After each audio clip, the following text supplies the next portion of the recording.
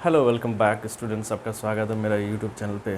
बच्चों, subject verb agreement के अंतर्गत हम लोग कुछ और पॉइंट्स के ऊपर चर्चा करते हैं। हम लोग पिछले वीडियोज़ में बहुत सारे पॉइंट्स पे चर्चा किए हैं जो एग्ज़ाम्स रिलेटेड जो क्वेश्चन होते हैं उसके ऊपर हम लोग चर्चा किए हैं। आज भी हम लोग 2 पॉइंट्स के ऊपर चर्चा करेंगे।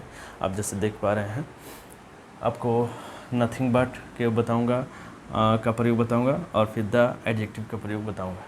इन सारे पॉइंट्स को जान लेना, समझ लेना आपके काफ़ी सारे एग्ज़ाम्स के लिए आपके लिए हेल्पफुल होगा, ताकि एग्ज़ाम में आपको समस्या दिक्कत नहीं होगी, आपके मार्क्स नहीं कटेंगे, आपको फुल मार्क्स आएंगे।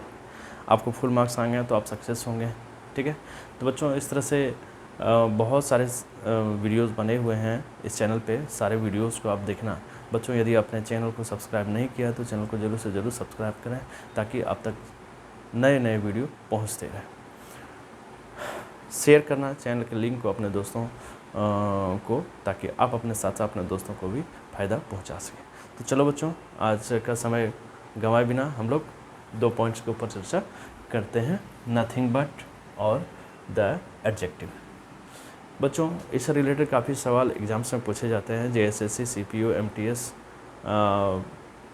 किसी भी तरह के एग्ज़ाम्स हो, इन सारे एग्ज़ाम्स में इससे सवाल रहते हैं और एग्ज़ाम में आप कन्फ्यूज़न हो जाते हैं, कन्फ्यूज़न आ जाता है आपके अंतर्गत। आपने क्या करते हैं, आप सेंटेंस को गलत, यानी क्वेश्चन को जो है गलत कर देते हैं और आपके आंसर गलत हो जाते हैं, आपके मार्क्स कट जाते हैं। तो आपके अब फुल मार्क्स लेने हैं, सेंटेंस को यानी सवाल को आपको गलत नहीं करने हैं और आपको सक्सेस होना है। तो चलो बच्चों, आज का हम लोग वीडियो स्टार्ट करते हैं।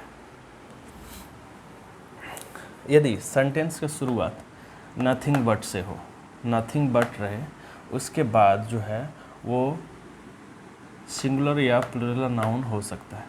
यानी नथिंग बट के बाद सिंगुलर या प्लूरल नाउन हो सकते हैं। उसके बाद सिंगुलर वर्ब, यानी नथिंग बट से कोई सेंटेंस शुरू होता है, उसके बाद जो नाउन आएगा या तो वो सिंगुलर हो सकता है या प्लूरल हो सकता है। ठीक है, इसके बाद जो वर्ब आएगा वो हमेशा हमेशा हमेशा सिंगुलर में ही होगा। ठीक है, तो सेंटेंस बना करके हम लोग सीखेंगे, समझेंगे कि किस तरह के सेंटेंस जो है नथिंग बट से शुरू हुए हैं और उसके बाद जो नाउन आए हैं वो सिंगुलर या प्लूरल हैं, दोनों का प्रयोग करके हम लोग सीखेंगे। उसके बाद जो वर्ब आएगा वो हमेशा सिंगुलर ही होगा। तो चलिए कुछ सेंटेंस को बना करके हम लोग देखते हैं, समझते हैं कि किस तरह से सेंटेंस बनते हैं, उसके वर्ब कैसे आते हैं।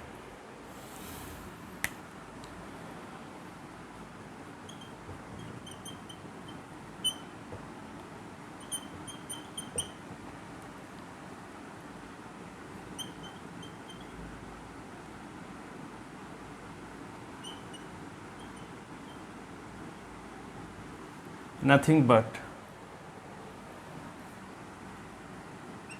आप प्लूरल कर दीजिए, nothing but trees is seen. यानी नथिंग बट का प्रयोग हुआ है, इसके बाद जो नाउन हो प्लूरल है, चूँकि एस लगा हुआ है, लेकिन इसके बाद जो वर्ब है वो सिंगुलर है, यानी इज। ठीक है, आगे हम लोग देखते हैं और कुछ सेंटेंस को।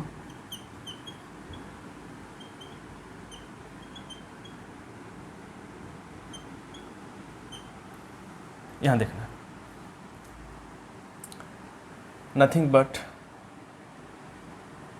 Water is seen, nothing but water is seen. ठीक है, nothing but water is seen, यहाँ जो है ये काउंटेबल यानी प्लूरल नहीं है, ये अनकाउंटेबल नाउन है, ये सिंगुलर में ही आता है।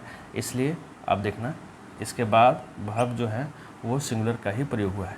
यानी आप देख पा रहे हैं कि दोनों सेंटेंसेस में आप देखते हैं कि सेंटेंस का शुरुआत नथिंग बट से हुआ है। ठीक है, लेकिन नाउन जो है सिंगुलर या प्लूरल कुछ भी हो सकता है, लेकिन इसके बाद जो वर्ब आएगा वो हमेशा सिंगुलर ही आएगा, जैसे इज़ और इज का प्रयोग हुआ है।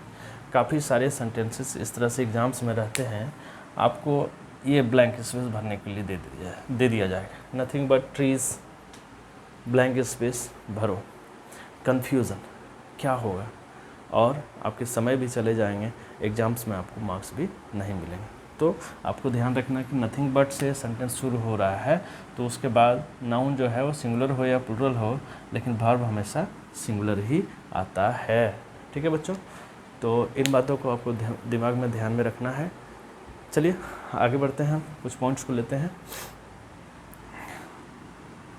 अब देखना, द एडजेक्टिव, यानी वैसे एडजेक्टिव जिसके आगे द का प्रयोग हुआ रहे, उसके साथ वर्ब हमेशा हमेशा हमेशा जो है वो प्लूरल ही रहता है।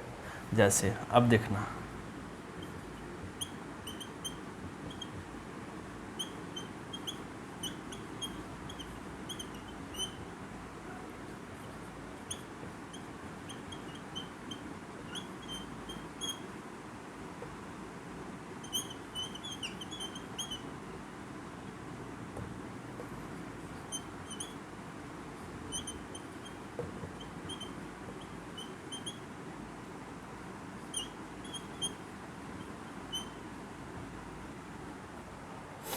You can see here in 3 sentences, तीनों सेंटेंसेस में आप देखो, ये आपका एडजेक्टिव है, रिच, पुअर, ब्लाइंड, ये आपका एडजेक्टिव है, यानी ये विशेषता बतलाता है कि अमीर है, गरीब है, अंधा है।